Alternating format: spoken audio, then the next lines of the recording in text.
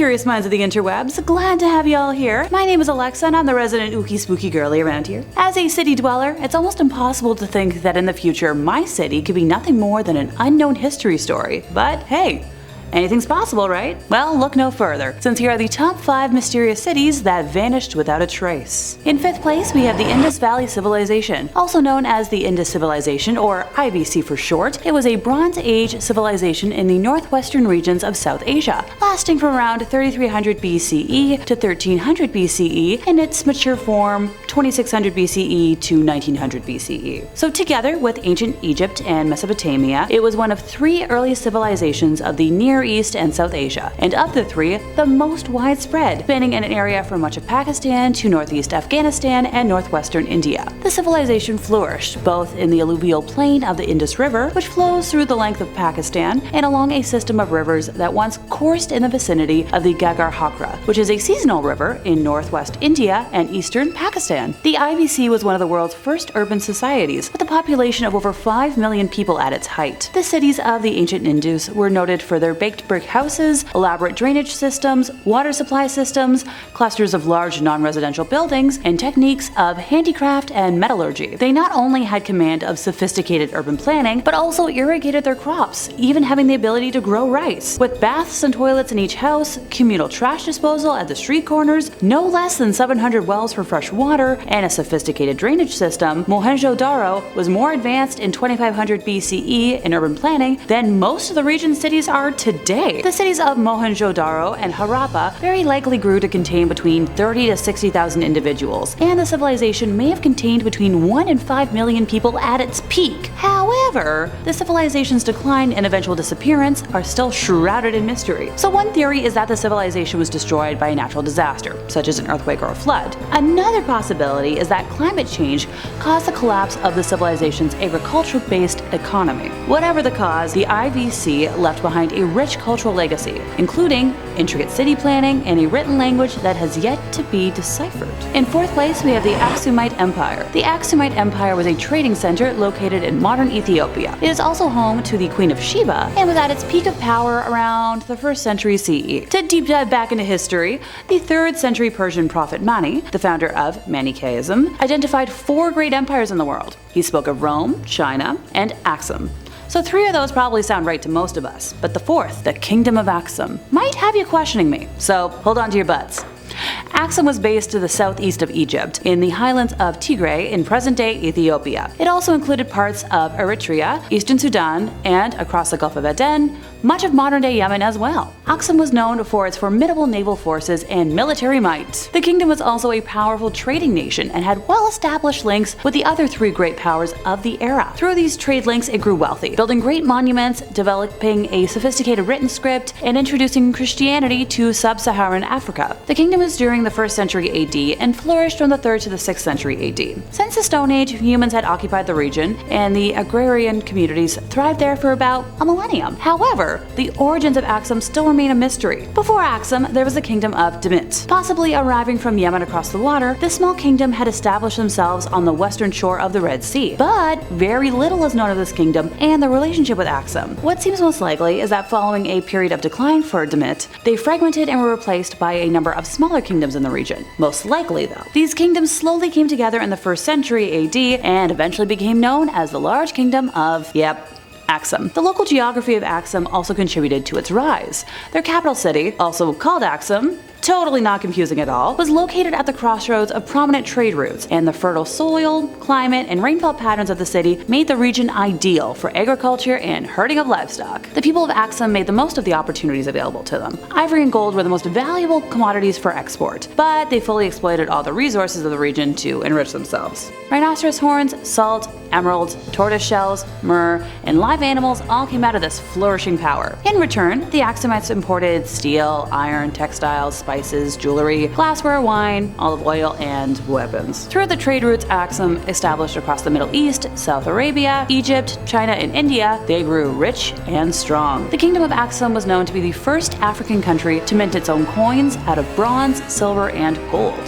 Their capital city grew in terms of size, population, as well as the complexity necessity of development. Through warfare, Aksum was also able to expand its territory. During the 4th century AD, King Ezana I of Aksum was even able to conquer the city-state of Meroe, which had been Egypt's powerful southern neighbor for centuries. The king of Aksum also officially adopted Christianity, replacing the indigenous polytheistic religion previously practiced by the Aksumites. Aksum also had some local quirks in its religion, such as the inclusion of Maram, god of upheaval, war, and monarchy. The kingdom of Aksum had a writing system all of its own. One of the earliest examples of the writing system could be found on the schist rock slabs dating from around the 2nd century AD. The script, known as Ethiopic or Gates, resembles the languages of southern Arabia and apparently evolved from the language of the Demit. The script is still being used in modern Ethiopia, and Christian Ethiopians have their own version of the Bible. In terms of art, the kingdom of Aksum had potters who used to produce simple red and black terracotta ware without the use of a wheel. The wares had a matte finish appearance and were often coated with red stain. Pretty neat.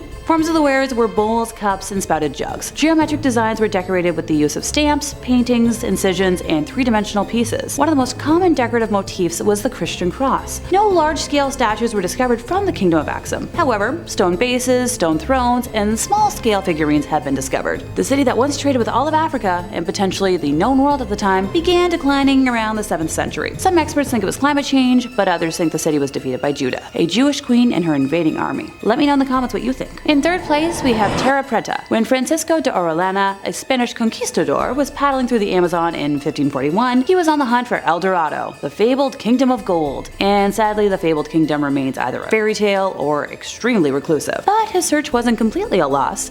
He did report to have found civilization in the forms of large villages and farms sprawled across the rivers, and even massive cities in the distance. However, when later explorers and missionaries returned to the same spot centuries later, they found nothing but wild tangles of vegetation. Francisco's reports were dismissed as bogus when scientists chimed in. Large settlements in the Amazon rainforest? That would be impossible, they said, for the same reason that it's still impossible to occupy the Amazon today. Although the forests have rich, wild plant life, the soils alone are too poor in nutrients to support long-term cultivation of agricultural crops. But, and it's a big one, in the last 30 years or so, archaeologists have been able to discover that the Amazon was actually densely occupied in the past. One surprise in particular was the discovery of something that is, in some ways, much more valuable than the gold that the Spanish had originally been looking for, Tera Preta de India, or dark earth of the Indian, which is a blend of charcoal and very nutrient-rich earth that is dark in color and extraordinarily fertile, in stark contrast to the surrounding orange-yellowish unproductive earth. Oxisol is a yellow mineral-rich soil known to occur in tropical rainforests, created by slashing and burning parts of the forest, possibly to create space for residential areas, and by smoldering organic waste like animal bones, feces, and straw. It's debated whether this was created intentionally to enrich the soil, but regardless, it seemed to be super dirt that could have made lost cities possible. Tera Preta is often found together with archaeological remains. The soils are an undeniable trace of an accomplished ancient civilization, before the vast majority were wiped out by the diseases the European conquistadors brought with them. No one knows for sure how big these populations were and where they lived. Many archaeological sites are overgrown with trees, and expeditions are expensive. But measuring the extent and location of Amazonian dark earths might be one way to find out. Fieldwork has shown that they are widely distributed across the region. But to get a better idea of the extent of them, archaeologists have teamed up with scientists from other disciplines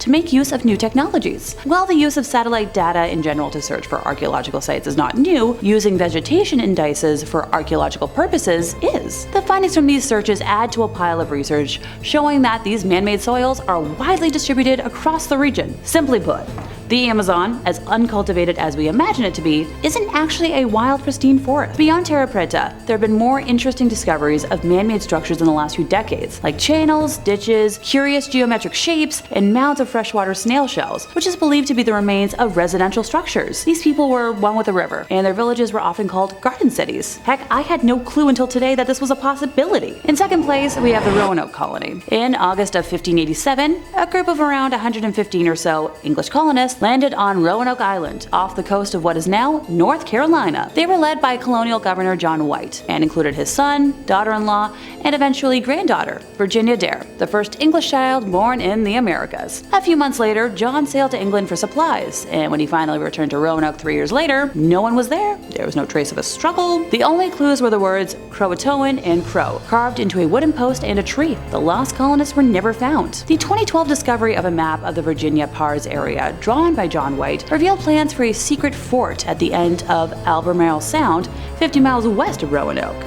There, at two sites located 2 miles apart, researchers uncovered a trove of European artifacts near Native American village Metacoam that make a compelling case of belonging to the vanished 1587 colony. Just months before, an archaeologist claimed to find artifacts related to the missing colonists on modern Hatteras Island, some miles south of Roanoke, then Croatoan Island, home of the Croatoan tribe where they may have taken refuge. Findings include a sword hilt, broken English bowls, and a fragment of a slate writing tablet still inscribed with a letter. Archaeologists continue to search for clues of just what happened to everyone there. Please let me know in the comments if any of y'all have any theories. And finally, in first place, we have the Olmec Civilization. The Olmecs developed their civilization along the Gulf of Mexico. Around 1100 BCE. Although most evidence of their structures has disappeared, many carved heads remain to commemorate their existence. All archaeological evidence of the society disappeared after 300 BCE, and their graves have since disappeared, so it's impossible to determine why or if they were killed by disease or force. More than 1500 years before the Maya flourished in Central America, 25 centuries before the Aztecs conquered large swaths of Mexico, the mysterious Olmec people were building the first great culture of Mesoamerica. Starting in 1200 BC, in the steamy jungles of Mexico's southern Gulf Coast, the Olmec's influence spread as far as modern Guatemala, Honduras, Belize, Costa Rica, and El Salvador. They built large settlements, established elaborate trade routes, and developed religious iconography and rituals, including ceremonial ball games, scarlet fluid letting, and human sacrifice that were adapted by all the Mesoamerican civilizations to follow. The Olmec produced the earliest sophisticated art in Mesoamerica, and their distinctive style provided a model for the Maya, Aztec, and other later civilizations in the region. Small-scale Olmec objects made prior to 900 BC tend to be ceramic, whereas later pieces were often fashioned of jade and serpentine, rare materials that required great skill to carve. The vast majority of Olmec artifacts are sculptures such as figurines, decorated stone stelae, votive axes, altars, and the like. Human figures from the earliest period tend to wear simple, understated costumes, while later ones are more embellished. The purpose of the objects changed as well. The ceramics were simply sculptures, while the jade pieces were often intended for rulers to wear. Recurring images in Olmec art were dragons, birds, dwarves, hunchbacks, and most important, the were-jaguar, indicating a belief in the supernatural and in shamanism. The most famous Olmec artifacts are 17 colossal stone heads, presumed to have been carved between 1200 BC and 900 BC. Cut from blocks of volcanic basalt, the heads, which range in height from 5 to 11 feet and weigh as much as 20 tons, are generally thought to be portraits of rulers. Archaeologists still have not determined how the Olmec transported the basalt from quarries to various settlements as far as 80 miles away, and in San Lorenzo, hoisted it to the top of a plateau some 150 feet high. And sometime around 300 BC, their civilization vanished. No one knows why. Civil war, famine, and natural disaster are the leading theories, although without bones, there is very little that can be determined for sure. They went from a bustling civilization to a blip in history. And that brings us to the end of our list, and would anyone mind if I borrow a time machine? I just want to go back and visit all of the incredible art in history. And learn some lost languages too. No biggie. Fine, I guess that's not allowed for now. What is allowed, and I would love it, is if y'all could, leave us a like, subscribe, and hit the bell. And I'll see y'all next time, you lovely spooky people.